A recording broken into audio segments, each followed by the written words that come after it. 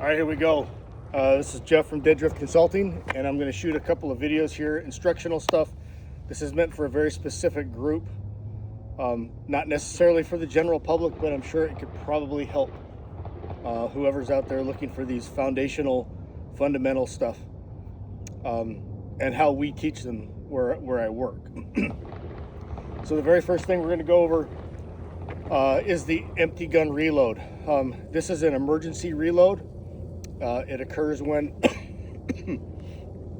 it occurs when you are currently engaged in firing the gun and you go to slide lock. So in other words, the magazine goes completely empty. You shoot all of the bullets in your magazine, and the slide will automatically lock to the rear, or it's designed, the gun is designed to operate that way, where the slide will lock to the rear on an empty magazine, and then this is the procedure to reload that magazine quickly and efficiently.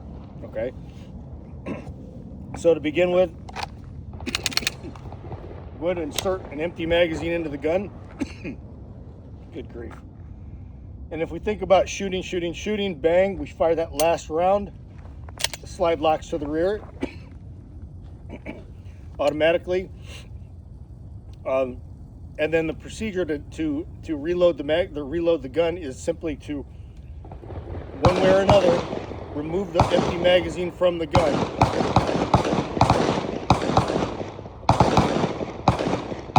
A little bit of noise here. And the way the way we eject that magazine is by pressing the magazine release button. That allows the magazine to drop to the ground. Empty magazines out of the gun always go on the ground. We do not retain them on our body. Simultaneous with doing that, we're retrieving a new magazine from the gun. Now, the way that we teach this is the base plate of the new magazine goes into the center of your palm, and the index finger is lined up on the front strap of the magazine. This allows us to point the magazine into the gun. Okay? So we're shooting, bang, bang, bang, the slide locks to the rear. We eject that magazine at the same time as reaching for this new one. And notice, I've gone from a firing grip with my primary hand to a modified grip on the gun so that my thumb can reach the magazine release button.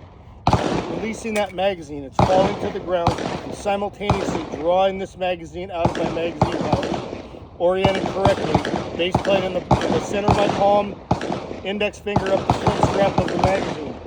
I'm bringing this into what we call the work zone. That work zone is right here, like about even with your sternum, so you can look over the top of the gun if you need to. But I'm turning it sideways. That allows me to visually see the magazine well. So I'm drawing this magazine. I'm going to look that magazine into the magazine well before turning my attention to whatever it is I need to do. This is a critical step, is actually shifting your eyes to look at exactly where you want that magazine to go. With time and practice and repetition, this may become automatic, but we teach it to get this down first so that you're efficiently doing it and not steering somewhere else and then banging the magazine into wherever it is on the gun, because for all intents and purposes, in the middle of a shooting or whatever, where you're firing the gun defensively and you go to slide lock, this becomes an emergency, and we start losing lots of fine motor skills, and placing the small end of a magazine into a small hole on the gun can become a fine motor skill. So I'm looking the magazine into the gun, and then I'm seating the magazine with one assertive press into the gun. We don't teach tapping the magazine or sticking the magazine in and then giving it another smack, right? Now you noticed when I inserted that magazine assertively into the gun, the slide released and went forward. Now theoretically, that should be enough to chamber the gun, to strip a bullet off the top of the magazine and chamber the gun. 9 out of 10 times we are finding that that's what's going to happen, that the gun will chamber itself when that slide goes forward, but it's not a guarantee. I've seen multiple times where that slide has gone forward right over the top of the magazine or right over the top of the bullet, and it's failed to chamber around. So right now I do a little chamber verification, and I can tell that I have a round chambered in the gun because the extractor on the Glock tells me so. I can also crack it open and see brass inside the chamber. I know that there's a bullet in the gun. Okay, so I'm going to unload this gun, and we're going to do this again.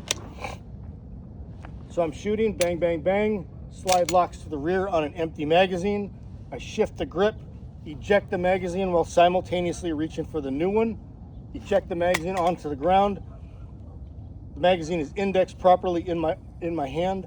I bring it into my work zone. I physically look the magazine into the magazine well. I seat the magazine.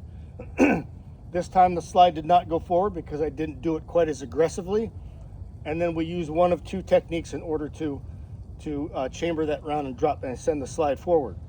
The most reliable is to reach over the top with your support hand, grab the back of the slide, and release it forward. Okay? The other way to do this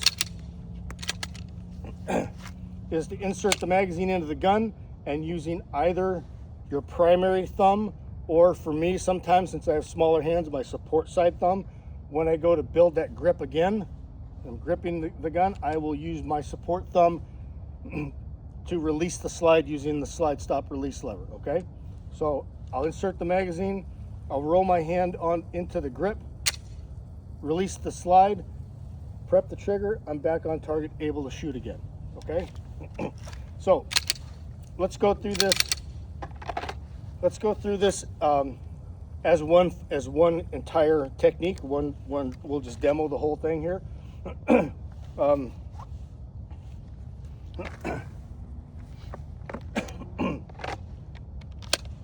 Okay, so now I have a 1-round gun.